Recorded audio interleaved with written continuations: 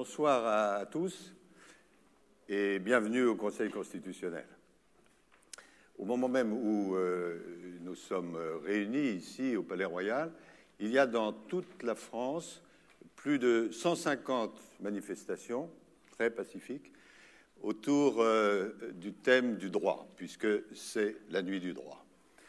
Et je pense que c'est une bonne chose, en discutions avec nos invités ce soir, qu'il y ait une fois par an, au moment de l'anniversaire de la Constitution française, une soirée consacrée à la réflexion, à la popularisation du droit qui est si important dans nos vies et décisif pour la démocratie. Alors ici, ce soir, nous avons décidé de choisir comme thème la guerre et le droit appliqué tragiquement à l'agression russe contre l'Ukraine. Le Conseil constitutionnel n'a pas compétence pour juger des exactions commises pendant la guerre, mais le droit, c'est une chaîne. Et nous sommes ici, le Conseil constitutionnel, le garant constitutionnel de l'état de droit. Et nous observons, comme vous sans doute, que les pays qui, à l'intérieur de leurs frontières, violent l'état de droit sont en général aussi ceux qui, à l'extérieur, violent l'état de droit. Alors, aujourd'hui, le choix que nous avons fait n'est malheureusement pas le choix d'un thème abstrait. À quelques centaines de kilomètres de chez nous et à la frontière de l'Union européenne, il y a tous les jours des Ukrainiens qui meurent. Nous en parlions tout à l'heure. Il y a des évaluations, des hypothèses qui sont absolument effrayantes. On parle de 50 000 morts civils. Et par rapport à cela, il est évident que nous devons aux victimes de poursuivre à la fois les exécutants et les dirigeants. L'impunité n'est pas une option. Avant de rejoindre mon siège, un mot important. Au moment où nous avons fait le choix de ce thème, j'ai demandé au président Zelensky s'il était possible qu'il s'adresse à nous. La parole est donc maintenant au président Zelensky.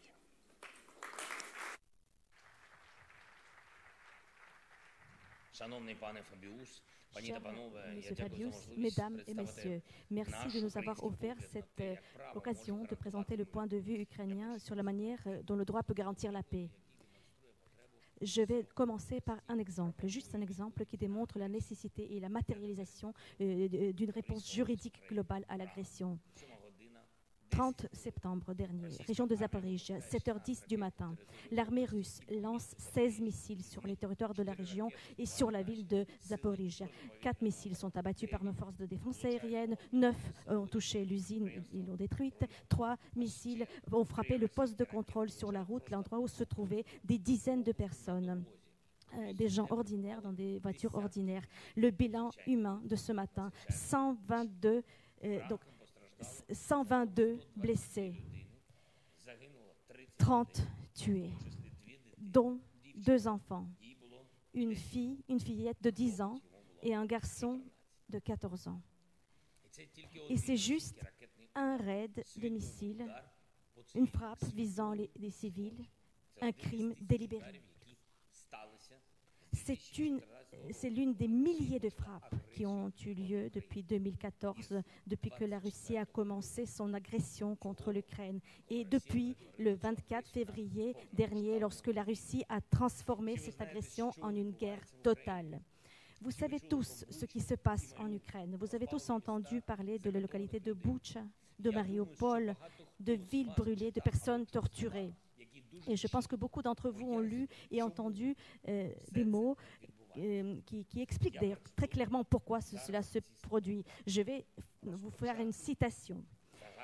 Déclencher une guerre d'agression n'est pas seulement un crime international. C'est un crime international suprême qui ne diffère des autres crimes de guerre parce qu'il contient tout le mal accumulé. Fin de citation. Des sages paroles prononcées par des témoins immédiats d'une autre guerre totale. Ils l'ont vu de leurs propres yeux et savent que tous les crimes de guerre commencent par un crime originel, le crime d'agression. Qu'est-ce qu'une attaque au missile contre des gens ordinaires dans des voitures ordinaires en file devant un poste de contrôle quelque part au milieu de la région de Zaporizhia? C'est un crime commis par des militaires russes bien identifiables qui ont lancé des missiles. C'est un crime de commandant qui a donné l'ordre de tirer. Et c'est aussi un crime de ceux qui ont déclenché l'agression armée contre l'Ukraine, dans le cadre de laquelle cette frappe et des milliers d'autres frappes sont devenues possibles. Et aussi dans le cadre de laquelle il est devenu possible de tirer sur des civils, de maltraiter, exécuter des prisonniers, violer des femmes et enfants, de procéder à des frappes aériennes sur des maisons, utiliser des mines et des munitions interdites. Tous ces crimes de l'occupant russe sur la terre ukrainienne doivent faire objet des enquêtes et leurs responsables doivent être punis. Mais il faut aussi traduire en justice de ceux qui ont déclenché tout ça, de ceux qui ont façonné et influencé matériellement ce crime, ceux qui ont commis le crime originel et qui condensent tout le mal. Et nous ne disposons toujours pas d'un tel cadre institutionnel pour traduire en justice les dirigeants politiques et militaires russes pour ce crime d'agression contre l'Ukraine.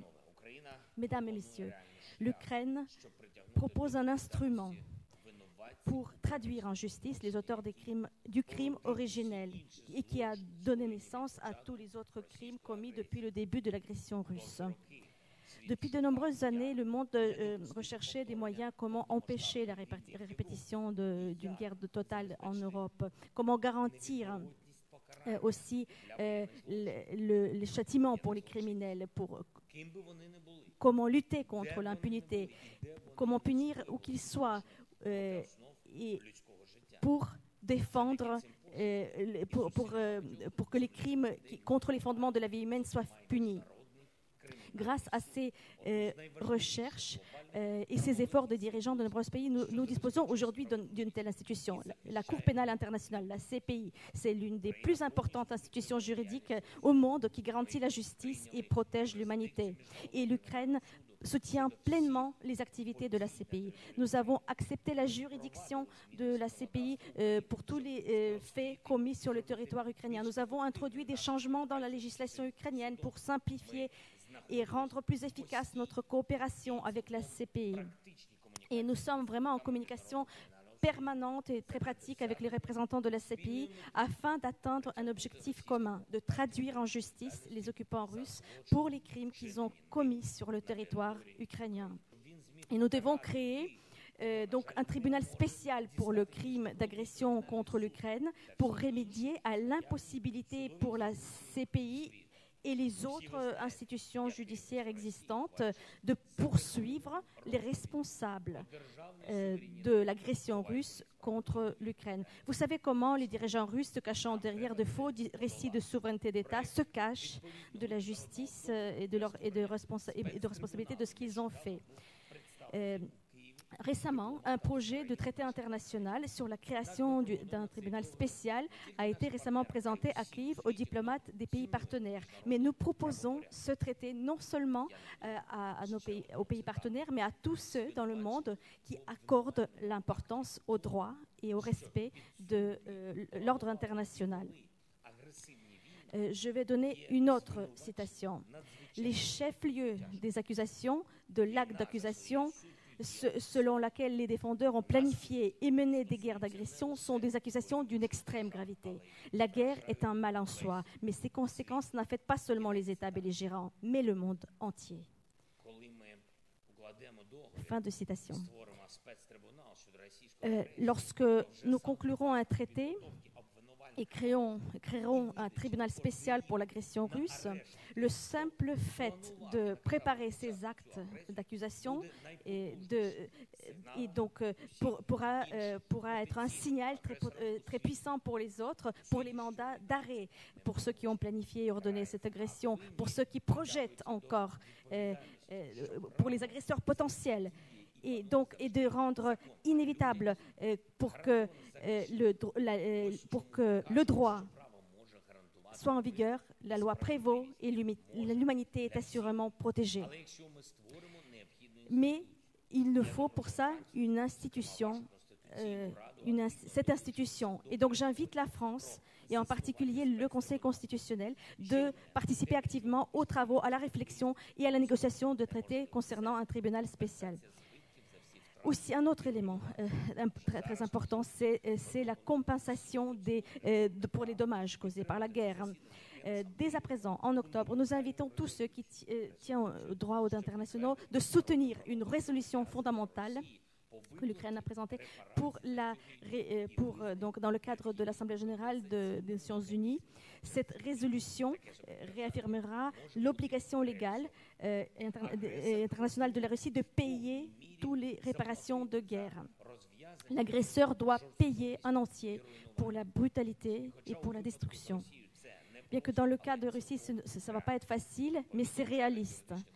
Et nous savons quel est le mécanisme pour le réaliser. Ce mécanisme est clair et nous pouvons le présenter à tous ceux qui sont intéressés et concernés. Et encore une citation. Les crimes contre le droit international sont commis par des individus concrets, bien identifiables, et non pas par des individus abstraits. Et ce n'est qu'en punissant les individus concrets qui ont commis ces crimes que les dispositions du droit international peuvent être appliquées. Fin de citation. Évidemment, vous avez lu et entendu ces mots et d'autres citations que j'ai citées. Et ils sont tirés du verdict du tribunal de Nuremberg. Tribunal basé sur le traité international. Le tribunal qui a puni les auteurs des crimes de la guerre totale, de Deuxième Guerre mondiale, et qui a témoigné que la justice existe dans le monde. Tous ceux d'entre nous qui ont fait du droit dans leur parcours ont vu et évidemment analysé ces textes fondateurs, notamment le verdict de Nuremberg. Et je suis sûre qu'il y aura un jour, un moment où les étudiants de droit étudieront également et ils pourront comparer le texte du verdict de Nuremberg avec le texte du verdict qui sera rendu par un tribunal spécial pour le crime d'agression de la Russie contre l'Ukraine. Mais pas seulement. Ils examineront également l'expérience de la Russie en matière de compensation, comment la Russie a réparé toutes les pertes causées et les dommages. Donc, chers amis, chers collègues, je vous invite tous à participer à cette mise en place des institutions juridiques concernées. Tous ceux qui peuvent aujourd'hui participer à cette lutte contre l'impunité, qui peuvent aider à rétablir la justice et garantir donc la paix par là. La paix pour toute l'Europe et dans le monde. Aucune chance d'éviter de s'échapper à la justice. Que le droit prévale. Merci pour votre attention. Merci beaucoup à la France et gloire à l'Ukraine.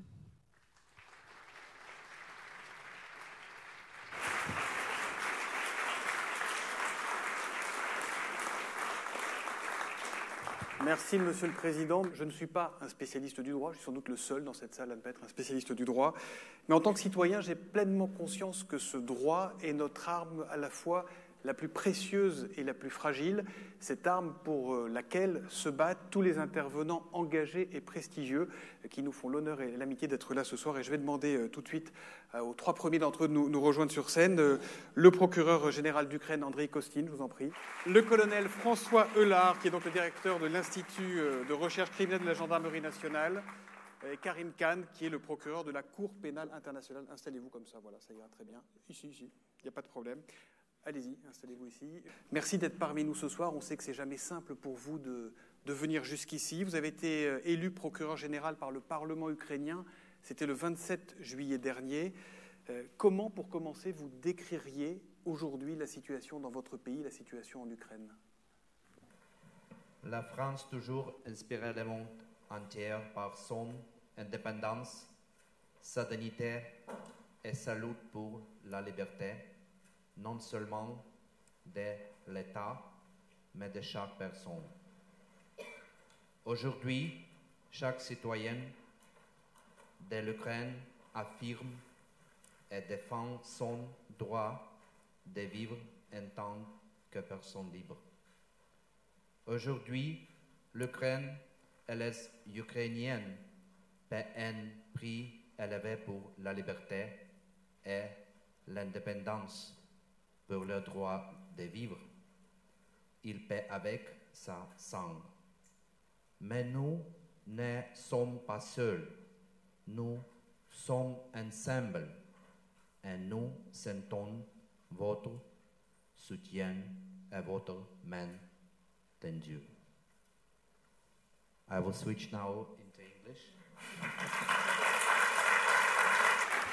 Je vais maintenant parler en anglais.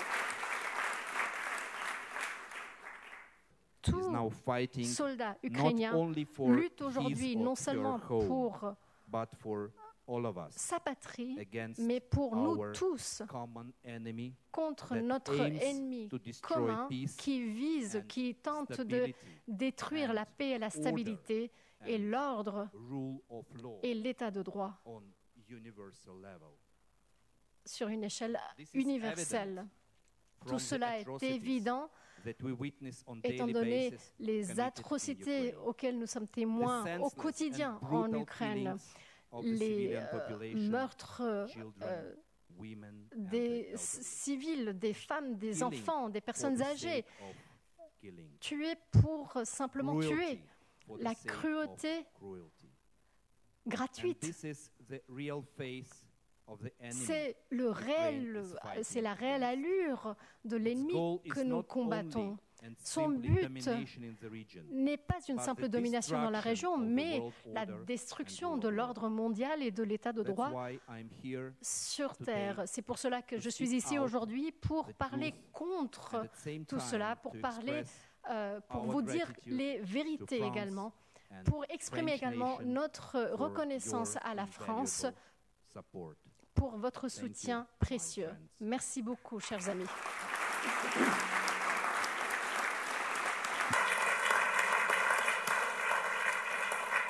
André Kostin. I can proceed with the question. Yes, for sure. Thank you. Passer aux questions. Beaucoup Oui, de questions à vous poser. merci. On entendait ces principes auxquels vous êtes et nous sommes tous attachés. Tout ça a évidemment un coût humain. Comment la justice ukrainienne arrive à travailler sur un terrain de guerre comme ça? Comment vous travaillez au quotidien aujourd'hui?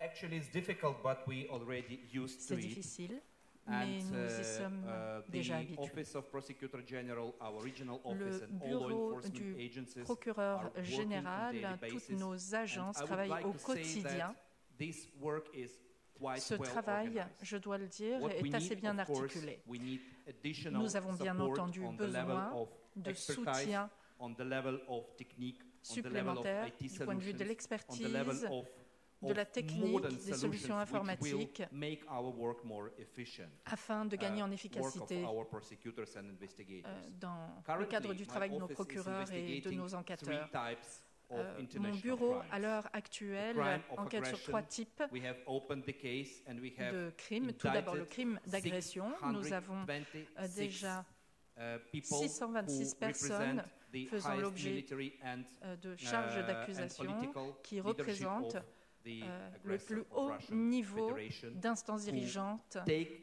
militaires et politiques en Russie to qui ont pris start des décisions full-scale aggression euh, against Ukraine. And you pour heard the se lancer position dans of cette President agression Zelensky with this regard. totale contre We also, l'Ukraine. Et le investigating président war Zelensky crimes, and we have en a also parlé. a case, Les one crimes, case for the crime of genocide. également contre Let me l'humanité start et with un cas the de crime crime of aggression. de génocide. Russia's Tout d'abord, le crime unprovoked d'agression. and unjustified invasion of my country L'invasion is non clear provoquée et violation non of United justifiée Nations Charters. de la Russie Prohibition à l'encontre de of mon the use of force pays est against une claire territorial violation integrity and du droit sovereignty of international. Ukraine. This act Une requires adequate response effraction à la souveraineté de l'Ukraine. La responsabilité de la Russie doit donc être engagée, ainsi que la responsabilité individuelle de ses dirigeants politiques et militaires.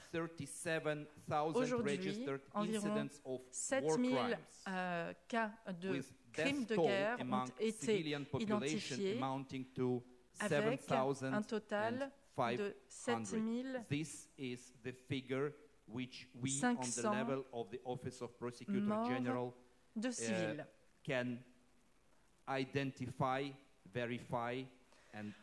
Voilà ce que nous avons d'ores et déjà identifié. Voilà le chiffre que nous avons déjà dans nos dossiers, dont plus de 418 enfants tués. Ce qui me mène au crime de génocide. Depuis le 24 février, très clairement, l'armée russe a bien montré sa volonté de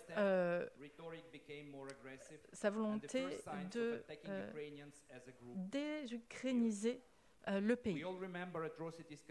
On se souvient tous des exactions de Boutcha, de Kirkin, avec la libération récente de territoires occupés au sud et à l'est de mon pays. Nous avons pu témoigner de comportements qui se sont répétés de façon systématique. À Izium, plus d'une centaine de tombes ont été identifiés. Dans pratiquement chaque village et chaque ville, nous avons pu identifier des tombes de civils qui sont morts pendant l'occupation russe. Et nous allons exhumer l'ensemble de ces corps et nous veillerons à prendre toutes les mesures nécessaires pour les examiner et pour identifier les causes de la mort de chaque Ukrainien qui a été tué ou est mort pendant l'occupation temporaire du territoire ukrainien. Nous avons également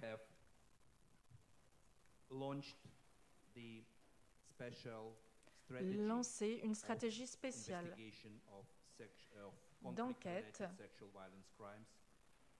sur les actes de violence en lien avec des conflits armés auprès du représentant spécial des Nations Unies. Nous nous sommes rapprochés du conseiller spécial lors de l'Assemblée générale à ce sujet. Et nous allons donc entamer ce travail pour trouver et traduire devant les tribunaux tous les responsables d'exactions de cette nature. Alors vous l'avez dit, pour condamner, il faut des preuves, vous recherchez ces preuves, et ce sont notamment vos équipes, colonel François Heulard, qui les recueille. Vous êtes, je rappelle, le directeur de l'Institut de recherche criminelle de la Gendarmerie nationale, et je salue au passage le garde des Sceaux qui nous a rejoint, Éric Dupond-Moretti, pour assister à cette nuit du droit. Colonel François Heulard, quelques mots rapidement peut-être pour nous présenter l'IRCGN. L'Institut de recherche criminelle de la Gendarmerie nationale, c'est la pointe de la criminalistique pour la gendarmerie nationale. Il y a un système police d'un côté, un système gendarmerie de l'autre côté, et on est 250 experts à Pontoise. C'est un laboratoire pluridisciplinaire qui a la capacité de se projeter en tout lieu, en tout temps. C'est ce que nous avons fait en Ukraine, puisque nous avons une large expérience des milieux un peu complexes ou un peu difficiles, que ce soit au Liban, au Mali ou ailleurs, et ce qui nous a conduit naturellement à remplir cette mission en Ukraine. On a été glacé par le récit que vient de faire le procureur général d'Ukraine sur la situation de place. Vous êtes allé sur place, vous, dès le mois d'avril. Qu'est-ce que vous avez ressenti? Comment vous avez vécu déjà humainement avant d'entrer dans la technique sur place? Nous sommes arrivés dès le 12 avril, je crois, sur place, directement à Boutcha, derrière l'église Saint-Andrew, à l'endroit où la fosse commune était présente. Oui, on arrive sur un théâtre de guerre, il n'y a pas de question. Plus on s'approche vers l'est, plus on s'approche de Kiev et plus on est sur un théâtre de guerre. Et puis après, on se met au travail. Et puis on s'intéresse aux corps qui sont exhumés un par un de la fosse. Qu'est-ce que vous cherchez? Quels sont les éléments concrets, matériels que vous essayez de fixer en quelque sorte pour les mettre au dossier? Alors là, dans cette première mission, on travaillait quasiment exclusivement sur les corps. Donc c'est extrêmement simple, hein. C'est un examen approfondi de corps, parfois une autopsie, mais pas toujours.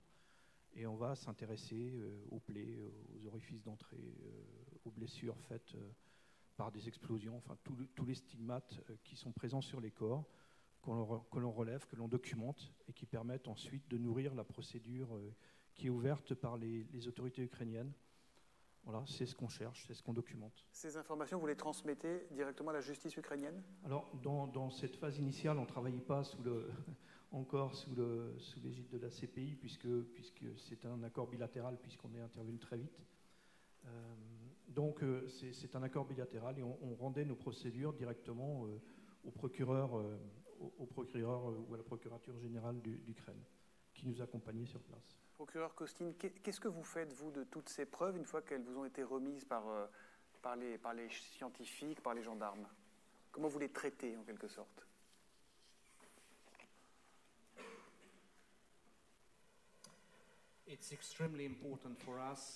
Pour nous, il est très important,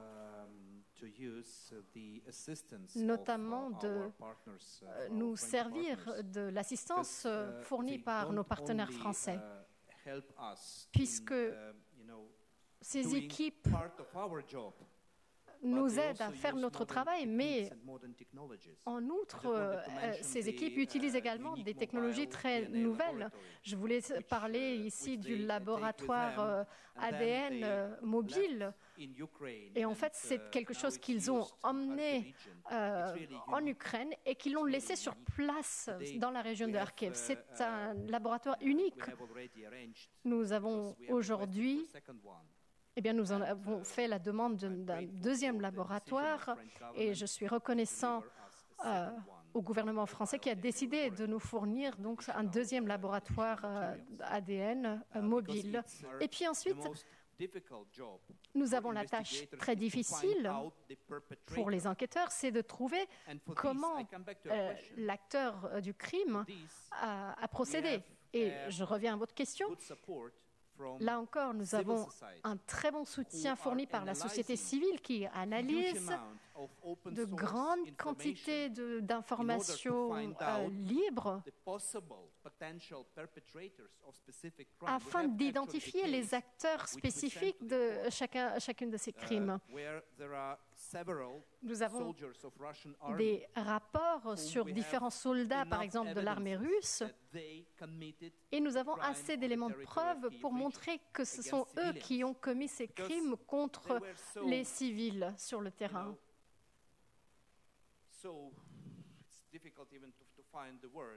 Eh bien, je ne peux même pas trouver le mot pour décrire ces actes et ces criminels. On les a captés sur caméra dans les bâtiments où ils sont rentrés, là où se trouvaient les civils, là où ils ont placé les civils par force. Et on montre ensuite ces photos de ces soldats aux victimes de ces crimes, suivant la bonne procédure. Eh bien, tout le monde a pu identifier les mêmes personnes. Et grâce aux renseignements libres et grâce aux réseaux sociaux qui ont été utilisés finalement par ces soldats russes, eh bien, eux-mêmes publiaient des messages sur les réseaux sociaux des actes qu'ils avaient commis. Donc, nous avions ainsi les éléments de preuve pour ces crimes très spécifiques. Donc, les réseaux sociaux sont très importants. Et nos experts et les organisations de la société civile qui nous appuient pour analyser ces sources d'informations, eh bien, tout cela nous permet de reconstituer des scènes de crime. Karim Khan, je me tourne vers vous à présent. Vous êtes donc le procureur de la Cour pénale internationale. Alors, vous êtes avocat, vous avez plaidé devant le tribunal pénal international pour l'ex-Yougoslavie, celui pour le Rwanda, celui pour la Sierra Leone. Vous avez aussi dirigé une enquête spéciale des Nations Unies sur les crimes de l'État islamique. Vous étiez Boutcha, Karim Khan. Et ce jour-là, vous avez parlé de crimes de guerre. Vous avez aussi une formule, vous avez dit qu'il était temps qu'on assiste à un réveil du droit. Qu'est-ce que vous avez voulu dire, le réveil du droit?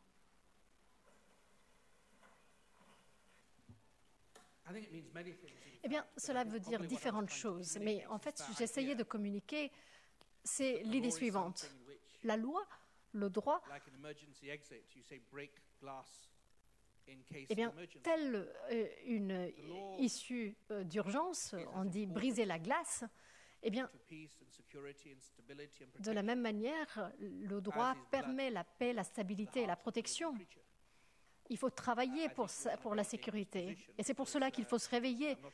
Si on ne se réveille pas, eh bien, on se met dans une position très dangereuse.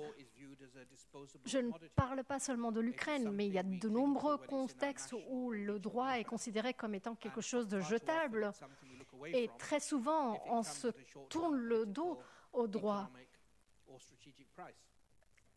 au détriment ou en payant un prix, un coût économique, politique et stratégique.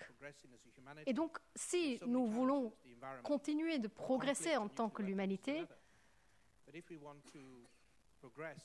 eh bien, il faut nous rendre compte, non pas par une croyance normative ou une croyance idéologique, eh bien, il faut nous rendre compte que pour l'avenir, et si nous voulons un avenir paisible pour nos enfants, le droit doit être considéré, même quand il s'agit d'un coût à court terme politique, même s'il s'agit d'un coût national à payer, puisque si on ne réfléchit pas au droit, eh bien, on n'aura aucun autre filet de sécurité. On ne doit pas jouer à la roulette russe avec l'avenir de nos enfants. L'avenir ne doit pas être constitué de bâtiments très beaux, mais plutôt un avenir qui soit sûr pour nos enfants. Et c'est pour cela qu'il faut réveiller le droit comme un ancrage pour la stabilité et pour la paix, non seulement pour les États et pour les groupes régionaux qui s'écartent de plus en plus, mais de façon plus profonde pour éviter que tout le monde se crache. On a tous envie de croire dans l'idéal de la Cour pénale internationale, mais la vérité aussi aujourd'hui, c'est que la Russie, l'Ukraine, les États-Unis aussi sont en dehors de cette Cour pénale internationale. En quoi c'est un problème pour vous dans votre fonctionnement?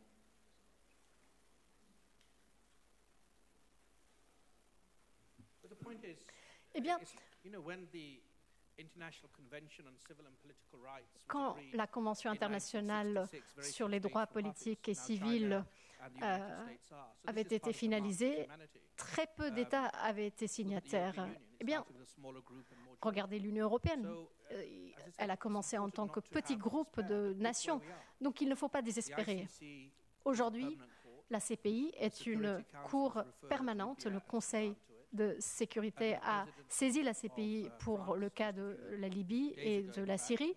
Et à la fin de la semaine de haut niveau de l'Assemblée générale à l'ONU, la France a présidé dans une réunion du Conseil de sécurité où l'on a discuté en fait des questions telles que la redevabilité et donc la justice. Et c'était donc des questions qui n'auraient pas été traitées il y a quelques ans. Donc je parle de nouveau du réveil du droit. Donc, en ce moment de souffrance, en ce moment de désespoir, souffrance notamment auxquelles font face de nombreux Ukrainiens, eh bien, sous 48 heures, j'avais été en mesure, en février, de saisir mon bureau pour le cas d'Ukraine. 48 heures. Il y avait donc 39 États qui avaient lancé appel. Aujourd'hui, 43 États, soit un tiers des États partis qui, à l'unanimité, demandent la justice et la redevabilité. Donc ça, c'est un vrai moyen pour arriver à la vérité. Nous travaillons avec les équipes conjointes d'enquête. Nous collaborons également avec la Commission européenne. Les États comme le Chili, la Colombie, le Japon ont également rejoint le groupe des États parties qui ont saisi la CPI. Donc aujourd'hui, nous devons nous focaliser sur l'Ukraine, certes, puisque la situation est urgente, mais il faut également tâcher d'améliorer notre performance dans d'autres parties du monde où les gens vivent dans la souffrance. Donc, grâce au soutien financier formidable de la France et le soutien également technique de la Gendarmerie nationale et d'autres juristes français que nous avons pu utiliser dans le cas de l'Ukraine, eh bien, on peut avancer. Donc, a-t-on l'endurance pour faire en sorte que le droit devienne une priorité? Et si on le fait, si d'autres États le font également, eh bien, on peut trouver de l'espoir dans un moment de désespoir. Mais du coup, est-ce que la CPI a compétence, entre guillemets, ou aura compétence pour juger un jour Vladimir Poutine et ses complices? Est-ce que ce sera à vous de le faire? Votre prédécesseur, Carla Del Ponte, a même dit qu'il fallait délivrer un mandat d'arrêt contre Vladimir Poutine. Est-ce que ça fait partie des choses que vous pouvez faire aujourd'hui juridiquement?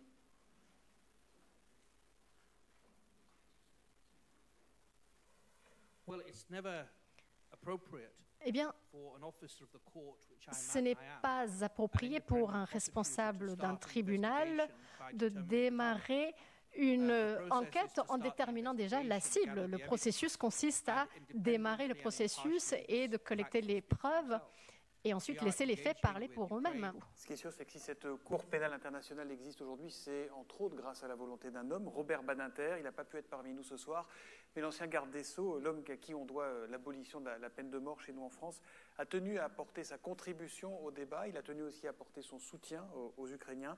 Il nous a donc reçus il y a quelques jours dans son bureau. Robert Badinter. Bonsoir Robert Badinter. Bonsoir. Une nuit ne suffira sans doute pas à régler toutes les questions qui se posent autour de la guerre et de la justice.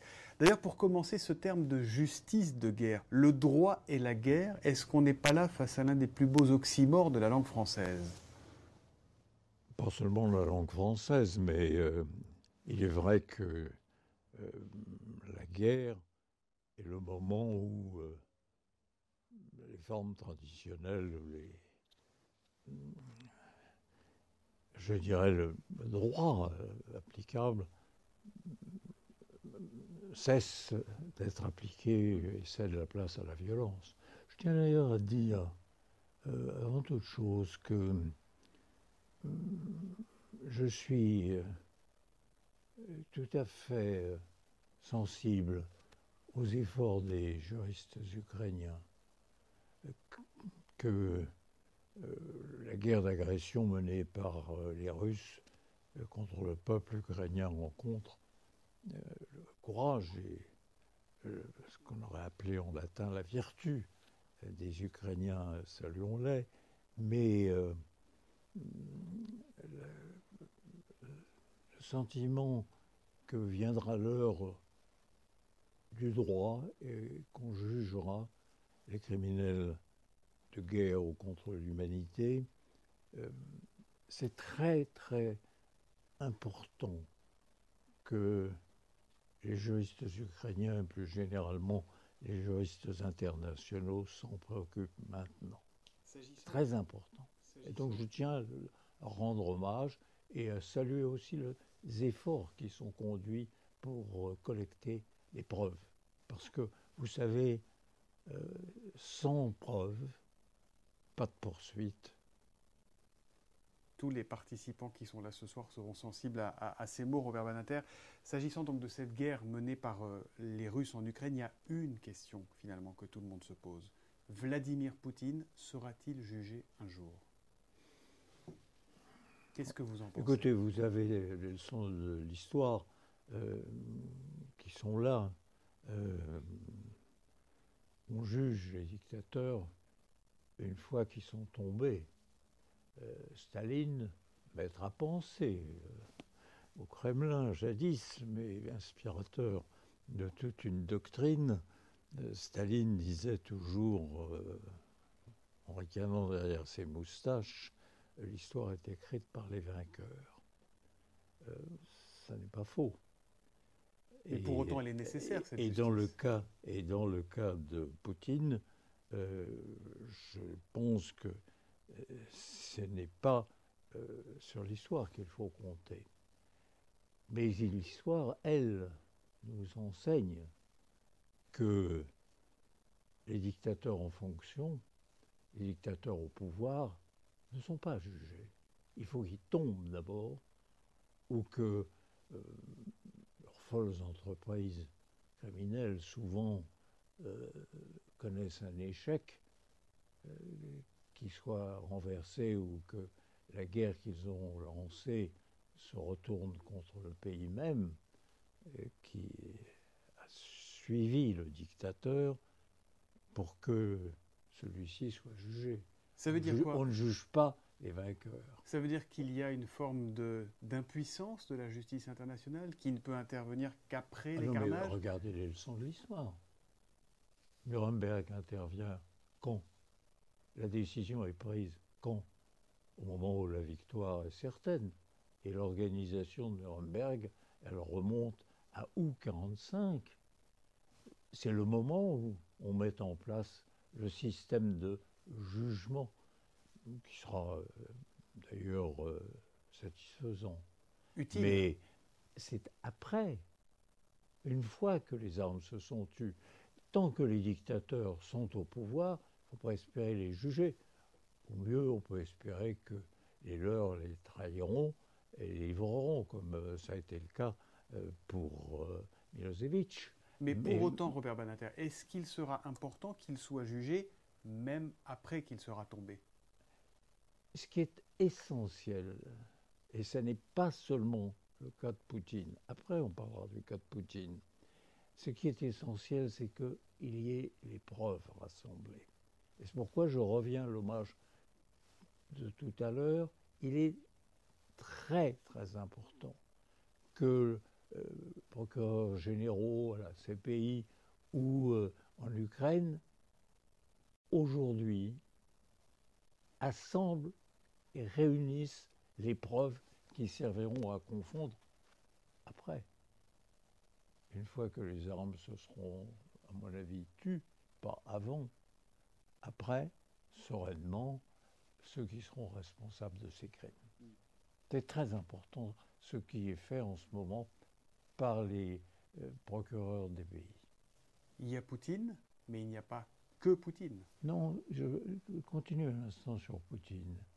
Le dictateur croit toujours qu'il demeurera au pouvoir et dans le bris qui le saisit, que la victoire sera de son côté. Ce n'est pas ainsi que l'histoire se passe.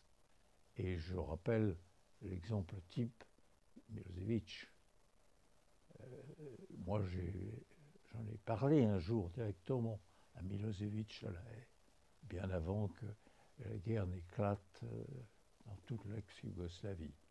Et là, je lui ai dit, vous finirez un jour devant les tribunaux pénaux internationaux. Bon, il se croyait immune, il se croyait tout-puissant. On a vu comment ça a fini. Il a été jugé. Ne l'oubliez pas. Il est mort en prison. Et de son procès, on retient surtout la longueur et l'ennui. Comment corriger cela ? Non, ça c'est autre chose, c'est la technique judiciaire. C'est vrai que les débats menés selon toutes les règles de l'état de droit, selon la procédure anglo-saxonne, qui n'est pas rapide. Le système d'interrogatoire et de contre-interrogatoire n'en finit plus. Et j'en parle, me souvenant très bien du procès Eichmann. Je l'ai vu à Jérusalem jugé. Nous étions là au cœur même du génocide des Juifs par Hitler et les nazis, à Jérusalem. Vous ne pouvez pas vous imaginer l'ennui qui pesait à cet instant, au moment du procès Eichmann, à cause de la procédure qui pesait dans la salle d'audience. Ça veut dire qu'il faut réfléchir à de nouvelles procédures pour la justice internationale? Non, je veux dire qu'il faut savoir que la justice est lente parce qu'elle doit être prudente et qu'elle doit laisser toute sa place au droit. Donc elle est complexe. Quand les faits sont complexes, c'est ainsi. Revenons à Poutine et à ses complices. Qui devra les juger? Est-ce que c'est la Cour pénale internationale selon vous? Est-ce que c'est une cour spéciale comme le souhaite le président ukrainien Volodymyr Zelensky? Qui devra juger Poutine et les siens? La Cour pénale internationale est faite pour juger de tels criminels. Mais je rappelle que la Russie, comme les États-Unis d'ailleurs, n'en est pas membre, pas signataire. N'ont pas ratifié le traité de Rome. Ce n'est pas sans raison, parce que les opérations spéciales, le chef en est toujours, selon la Constitution, le président. Donc, il y a là une sorte de manque de la part de ceux qui ont, au dernier moment, signé le traité. Mais, encore une fois, j'ai cru remarquer que s'agissant de la Cour pénale internationale, dont j'ai été, en mon temps, un des pères fondateurs, avec beaucoup de difficultés de la part de certains États, et notamment des États-Unis, eh bien, s'agissant de la Cour pénale internationale, vous avez un type de procédure qui devrait être repensé. Alors, nous n'en sommes pas là. Pour l'instant, je pense qu'elle se déclarerait compétente, mais je rappelle que la Russie ou les États-Unis ne sont pas signataires du traité fondateur de la Cour pénale internationale. Et pourquoi pas donc une cour spéciale pour l'Ukraine? Est-ce que ça serait une bonne idée? Je préférerais que la Cour pénale internationale s'en saisisse et puis que le moyen d'incompétence soit soulevé. Vous savez, le droit est un puissant exercice d'imagination. Et je vois très bien comment est-ce que l'on pourrait, pour les crimes contre l'humanité ou les crimes d'agression commis par un État, élargir la compétence de la Cour pénale internationale. Mais, encore une fois, l'idée de créer une Cour pénale internationale pour des crimes commis alors que la Cour pénale existe, ça ne me satisfait pas. Vous savez, cette multiplicité ou cette diversité de juridictions qui seraient créées selon les lieux, selon les régimes, ça n'est pas satisfaisant pour la justice internationale. Donc vous dites, si je préfère la Cour pénale internationale. On a un outil qu'il faut peut-être un peu toiletter, qu'il faut peut-être retravailler, mais on a l'outil qui convient. On a un outil, et bon, mais ce qu'on n'a pas, ce qu'on aura difficilement, c'est Poutine. Ben, on dit Poutine.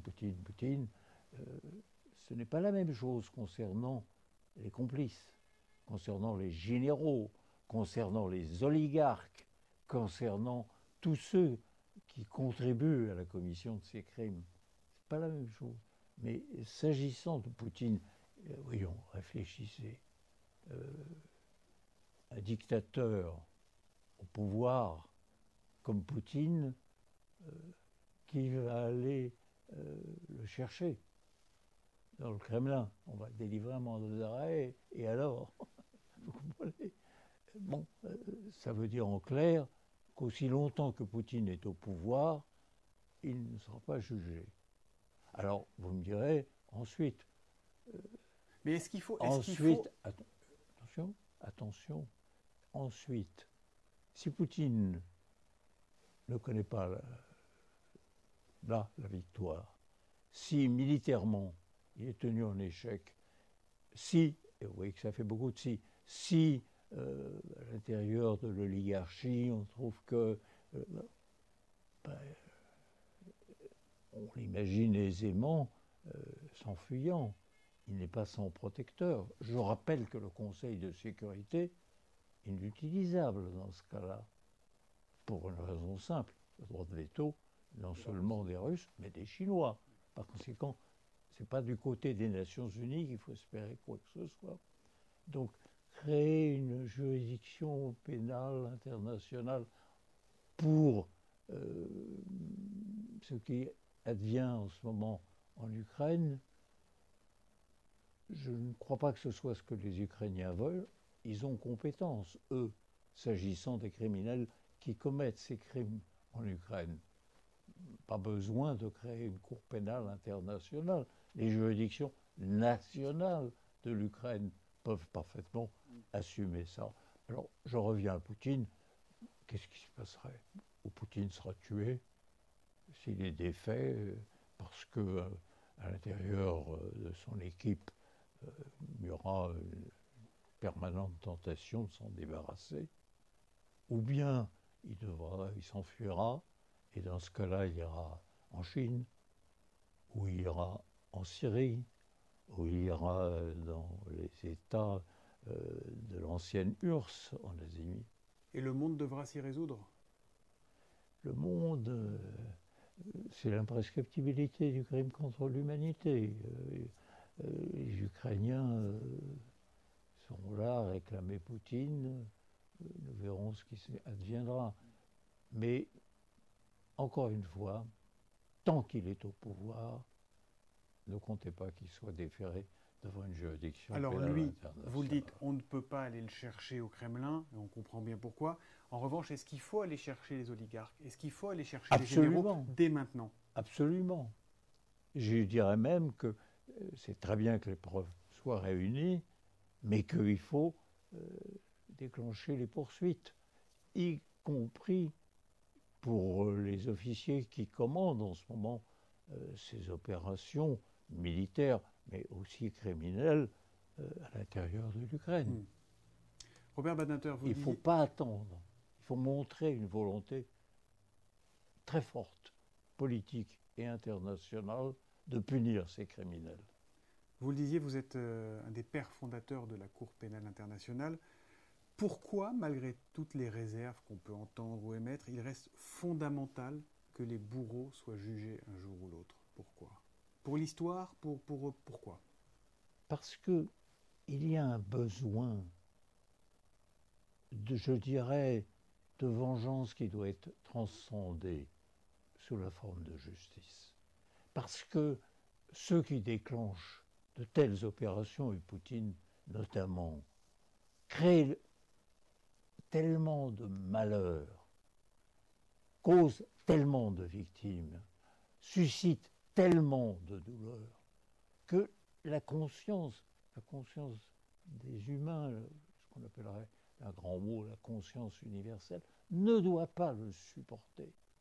Simplement, il faut veiller à ce que ceux qui sont ainsi des auteurs de crimes, quelle que soit leur qualité, ce sont des criminels, et bien qu'ils soient jugés, comme ça a été le cas à Nuremberg, selon toutes les règles protectrices de la justice et du droit. C'est capital. Si Nuremberg a survécu, si aujourd'hui encore on peut utiliser les matériaux de Nuremberg pour rappeler les crimes contre l'humanité commis par les nazis, c'est parce qu'il y a eu ces garanties juridiques. Et c'est là où est, pour moi, et je pense d'une façon très commune, l'essentiel.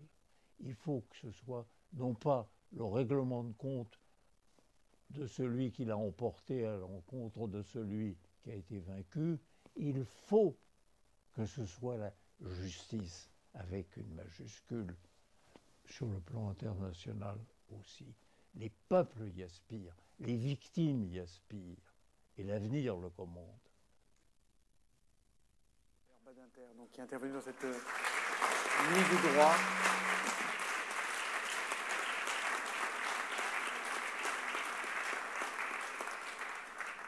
Quelques mots pour conclure, procureur général Costin.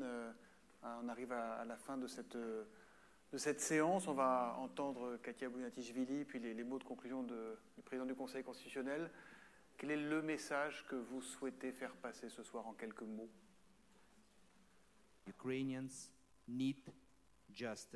Les Ukrainiens ont besoin de justice et nous tous avons besoin de justice. Et notre objectif commun est de faire de tout ce qui est possible pour les tenir responsables de leurs actes et de prouver une nouvelle fois, de nous prouver, de prouver aux Ukrainiens, au monde entier civilisé, qu'il n'y a pas d'impunité pour les crimes internationaux commis par la Fédération russe, l'agression, les guerres de crimes, le génocide, les crimes contre l'humanité. C'est cela dont on a besoin pour que la justice internationale soit restaurée. Merci à vous. Je vais vous demander, Monsieur le Président du Conseil constitutionnel, de bien vouloir venir conclure cette nuit du droit ici au Conseil, s'il vous plaît. La conclusion, c'est un bien grand mot. D'abord, je voudrais remercier nos intervenants vraiment très, très, très chaleureusement de nous avoir fait l'honneur d'être avec nous ce soir, et puis vous remercier toutes et tous, vous qui êtes ici au Conseil, vous qui êtes dans la cour du Palais Royal, et puis au-delà, à travers les médias, tous ceux qui ont suivi ou qui suivront nos débats. Alors, comme je suis un petit peu paresseux, c'est très connu, je vais emprunter une phrase, une idée à chacun de nos intervenants, et ce sera ma conclusion. La première, c'est vous, Katia, qui avez dit « Les Ukrainiens ont le droit à la liberté, ils ont le droit de vivre en paix, ils ont le droit à la justice. » C'est tout le sens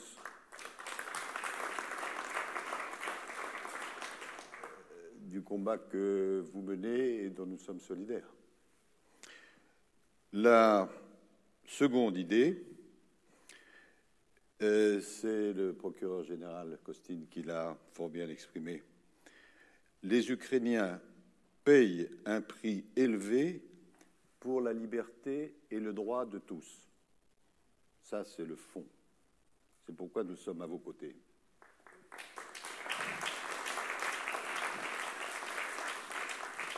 La troisième idée, et c'était un aspect original de cette soirée, lorsque chacun avec son langage, le colonel Eulard d'une part, Robert Badinter d'autre part, nous ont montré que, comme vous, il fallait engager les procédures rapidement et rassembler les preuves.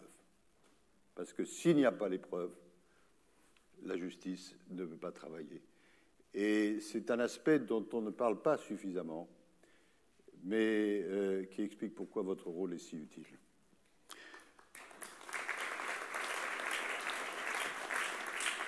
La quatrième idée, mais là, j'ai cru déceler quand même, pour être intellectuellement honnête, certains éléments de controverse, c'est qui doit s'en charger.